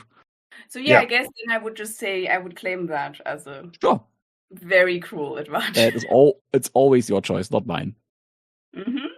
Okay, and then the end of session question, and those are the same for both of you. Did either of you or what do you say, you two? Sorry, you cut out again a little bit, but I'll read it myself. Oh, sorry. Did you express your monstrous nature and or express your humanity? Yes, for me. No, for me. Huh? When did you do that? Well, not to control you, as I always say, not to control you, but for you platform to tell us about you. With destroying this woman that I was so disgusted by. Yeah. Do you think that was monstrous or human or both? Oh, good question. I feel like maybe it's even both, right? Because it's like using the monstrous, but it is a very human thing to get so angry that you would. I don't know. Yeah, I guess it's just. And I mean the fact that I could even do that, right? The root of it was your indignance about her callous disregard of human life. Yeah, so I guess it's also very human. Yeah. And Tease, what about you? No. Okay. Did you learn something significant about yourself and your? I'm not sure. I feel for Virtus, I think it was an establishing session, right? Mm-hmm. Did not learn anything significant. Yeah. Mm-hmm. Mm-hmm. At the very least, that your impending ruin will be about feeling slighted and worshipping you. That's true. Mm-hmm. Did you learn something significant about a fellow monster? Either of you, both of you. Yeah. Maybe I've learnt. I mean, I'm saying I was reminded, but at some point I learnt about like Rhydian's. I know that Rhydian can do what happened to Tomoe, right? Yeah. And that can be very cruel. Does that? Yeah, absolutely. And until it happened, I didn't know that they can do that. Yeah, even I learned something new about them today. Yeah, absolutely. Can I claim that I learned something about my impending ruin because of how I did that? Absolutely. Because I feel like usually Rhydian's impulse is usually to try and be kind and be like, and like pull back. And this is not something that happens on a regular basis. I don't give a shit. I'm not gonna try and right this wrong or whatever. Yeah. So I feel like that would be Yeah. I don't think and I learned anything significant though about a fellow monster. And as Virtus and every other abusive partner could tell you, the problem is not in hurting your partner, it's in not owning up to it. That's where you fucked up. By not going after her. Anyway, did you learn something significant about... Oh, no, we that. Did you uncover at least one key of the Apocalypse attempt to unlock the door? Yes, Tease did. And I'm afraid poor Rhydian needs to mark another. I mean, I could have just marked 1 XP for the cruel advantage thing, but because then I would fill the XP. But I feel like it makes more sense to mark ruin for it, so I'm gonna leave it. True.